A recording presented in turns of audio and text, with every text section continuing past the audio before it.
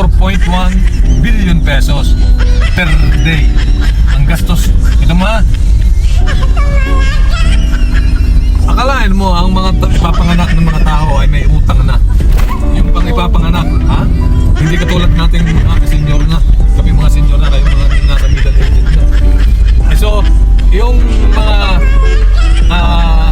bata na mga generasyon niya, ba, si Step, magiging anak ni Step, magiging apo ni Step. Kaya hindi pagkakautang. Hindi na naintindihan.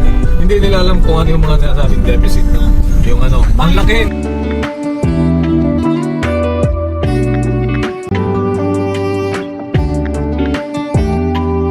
Ng utang, hindi ka ba nakakalabas ng